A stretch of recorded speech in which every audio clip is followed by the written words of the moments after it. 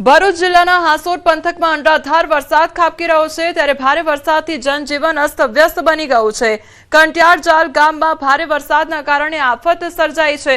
અનેક વિસ્તારો પાણીમાં ગરકાવ થઈ ગયા છે। ઘરોમાં પાણી ઘૂસી ગયા છે તો પાણી ઘૂસી જતા ઘર વખરીને વ્યાપક નુકસાન સર્જાયું છે। ગામના આરોગ્ય કેન્દ્રમાં પણ વરસાદી પાણી ભરાઈ ગયું છે। દર્દીઓ અને સ્ટાફને ભારે મુશ્કેલીનો સામનો કરવો પડી રહ્યો છે।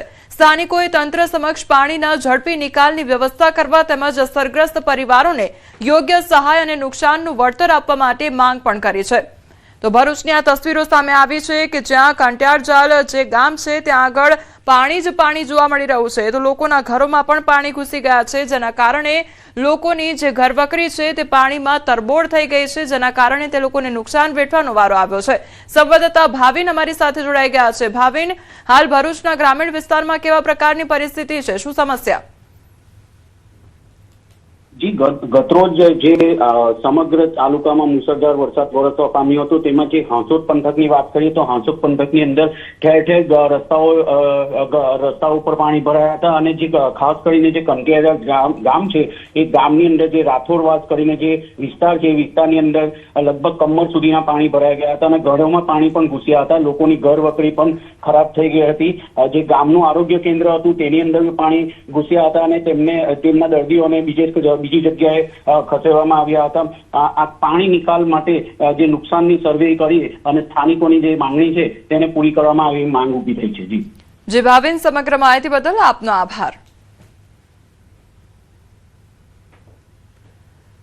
તો ભરૂચમાં અનરાધાર વરસાદ ખાબક્યો। આ તરફ હવે વડોદરા પર નજર કરીએ તો વડોદરાની ઢાઢર નદીમાં 11 મગરોનું ઝુંડ દેખાયું છે। પાદરા કરજણ રોડ કોઠવાડા ગામ પાસેના દ્રશ્યો કેમેરામાં કેદ થયા છે। તો નદીના વહેણમાં નાના મોટા મગર તણાઈ આવ્યા છે। એક સાથે મોટી માત્રામાં મગર દેખાતા ખેડૂતો તેમજ ગ્રામજનોમાં ફફડાટ વ્યાપ્યો છે। વન વિભાગે લોકોને પાણીથી દૂર રહેવા માટે અપીલ પણ કરી છે। તો ભાયલીના ગેલેક્સી બંગલોમાં મગર ઘૂસ્યો અને 9 ફૂટનો મગર દેખાતા રહીશોમાં ભારે ફફડાટ વ્યાપ્યો છે। તો જહેમત ઉઠાવી મગરનું રેસ્ક્યુ પણ કરવામાં આવ્યું। તાંદલજામાં પણ મગરની હાજરીથી હવે લોકોમાં ફફડાટ વ્યાપ્યો છે। તો એક બાદ એક મગર જોવા મળતા લોકોમાં ભારે ભયનો માહોલ પણ જોવા મળી રહ્યો છે। તો બીજી તરફ જે મગરની રેસ્ક્યુની કામગીરી છે તે પણ હાથ ધરવામાં આવી છે। તો સતત લોકોને પાણીથી દૂર રહેવા માટે અપીલ પણ કરવામાં આવી રહી છે। ખરાબ હવામાનને કારણે કેટલીક ફ્લાઇટ પ્રભાવિત થઈ છે। મુંબઈ અને દિલ્હીની ફ્લાઇટ વડોદરા ડાયવર્ટ કરવામાં આવી છે। એર ઇન્ડિયાની ફ્લાઇટ નંબર AI2975 દિલ્હીથી મુંબઈ જતી હતી। ખરાબ હવામાનના કારણે ફ્લાઇટ પરત વડોદરા પહોંચી છે। વડોદરાથી મુંબઈ જતી Indigo airlines flight number 6E5060 પરત ફરી છે। ત્યારે મુંબઈના ખરાબ હવામાનના કારણે હવામાં ચક્કર મારી બંને ફ્લાઇટ વડોદરા ફરી છે। મુસાફરો માટે વૈકલ્પિક ફ્લાઇટ અથવા અન્ય વ્યવસ્થા પણ હાથ ધરવામાં આવશે।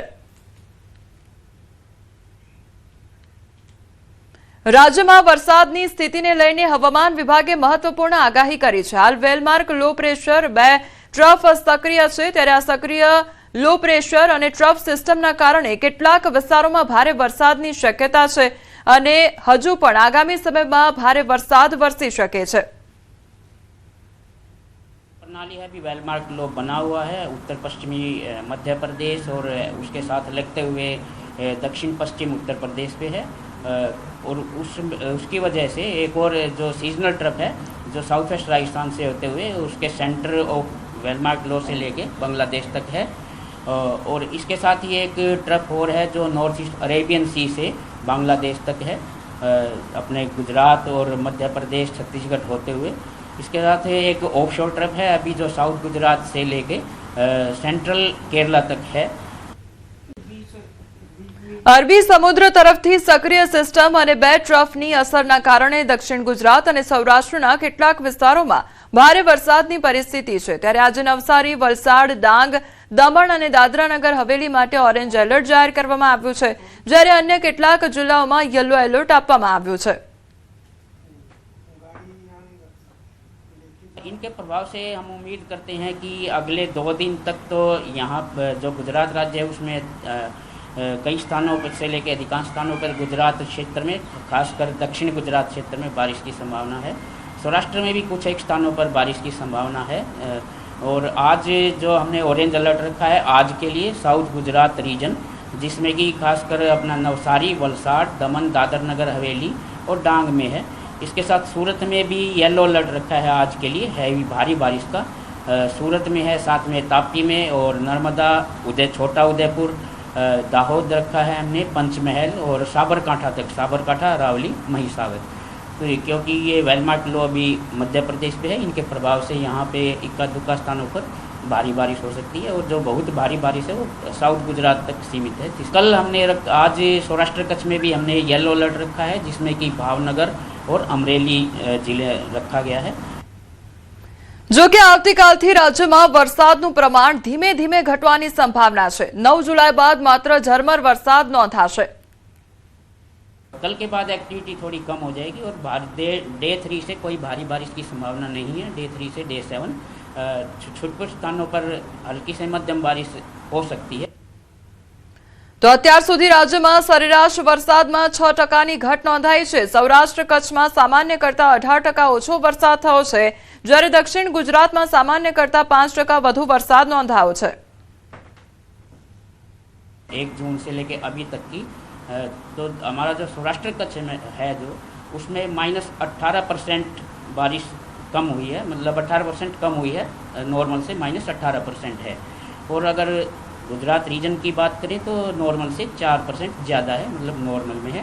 ओवरऑल अगर हम देखते हैं तो -6% कम हुई है गुजरात राज्य में ओवरऑल अभी तक जो मानसून सीजन की है।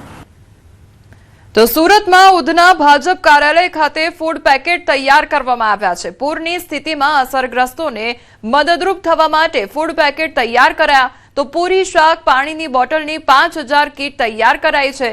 તો ભાજપના કાર્યકરો ફૂડ પેકેટ બનાવવાની કામગીરીમાં જોડાઈ ગયા છે।